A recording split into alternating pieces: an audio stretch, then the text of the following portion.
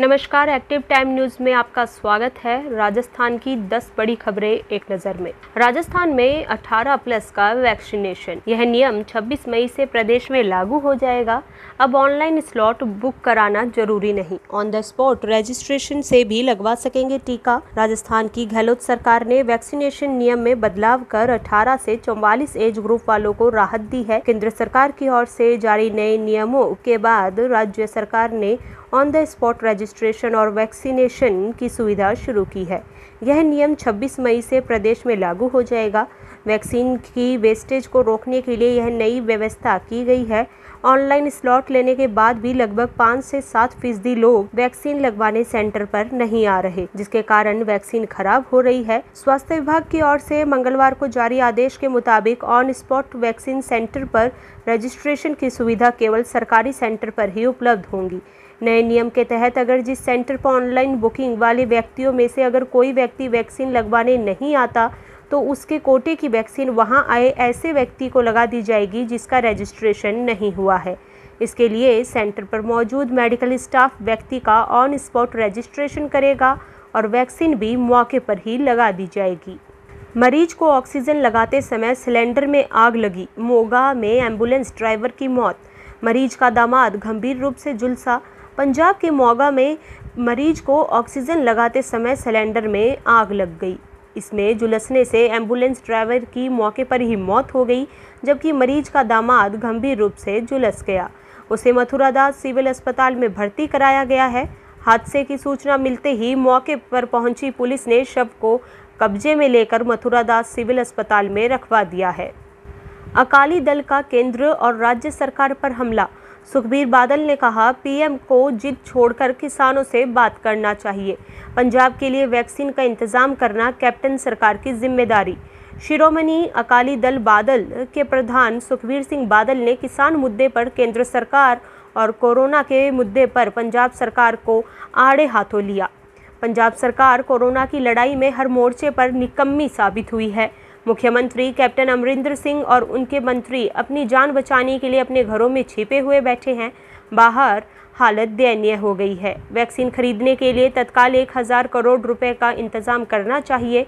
पंजाब के CM captain साहब अपने फार्म हाउस में दोनों वैक्सीन लगाकर एसी में सो रहे हैं और न कोई मंत्री और न कोई डीसी किसी अस्पतालों में जाकर संक्रमण के इलाज को लेकर कोई व्यवस्था देख रहे हैं।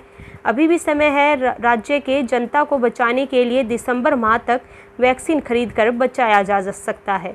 सुखबीर बादल ने कहा कि वे प्रधानमंत्री नरेंद्र मोदी से विनती करते हैं कि वे देश के किसानों से बातचीत करके उनकी मांगों को बिना किसी कंडीशन के मांग कर उन्हें अपने घर भेजें। उन्होंने कहा कि डेमोक्रेसी में सरकार को लोगों की भावना को समझकर उनकी मुश्किलों का हल करना चाहिए, न कि किसी तरह की जिद करके उनके खिलाफ काम करना चाहिए।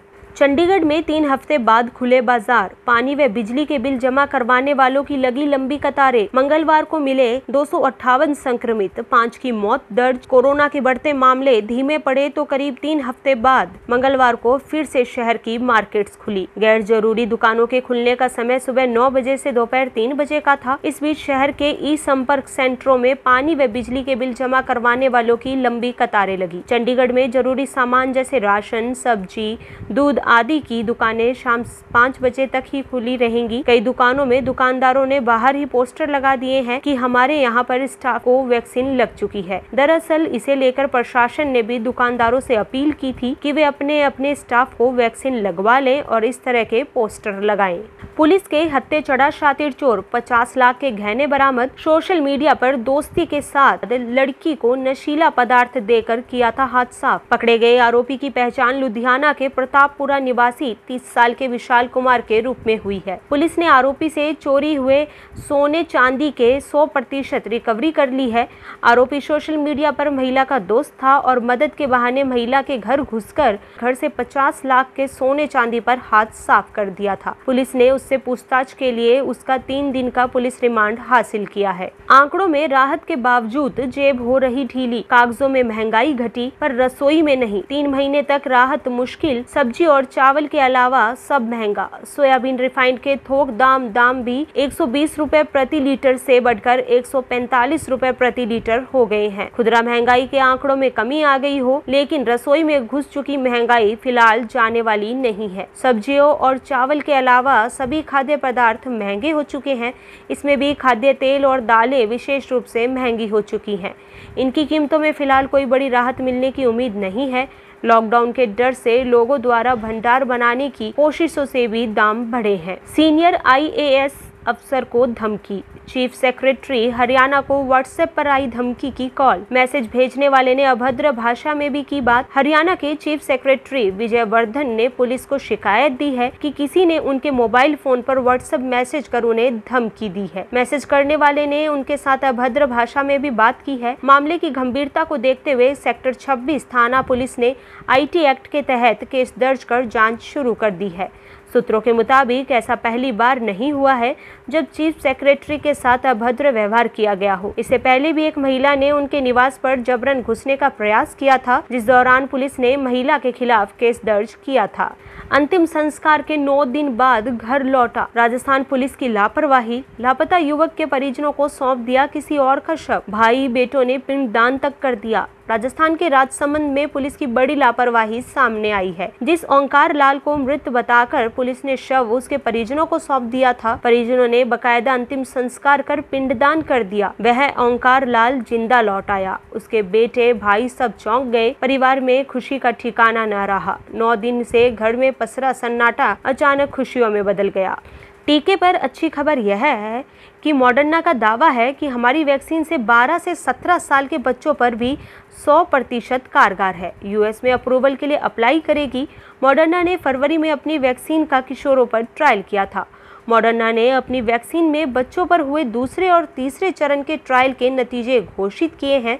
कंपनी ने मंगलवार को बयान जारी कर बताया कि उसकी वैक्सीन बच्चों पर 100% प्रभावी और सुरक्षित पाई गई है। वह ट्रायल में 12 से 17 साल के बच्चों पर किया गया था। ट्रायल में 12 से 17 साल के 3732 बच्चों को शामिल किया गया। इनमें 2488 बच्चों को दोनों डोज लगाए गए हैं। जिन बच्चों को वैक्सीन के दोनों डोज लगे थे उनमें कोरोना के लक्षण सामने नहीं आए। नतीजे आने के बाद मॉडर्ना ने कहा कि अपनी वैक्सीन को बच्चों के लिए मंजूरी दिलवाने के लिए अमेरिका को रेगुलेटर बॉडी FDA के पास जून में अप्लाई करेगी।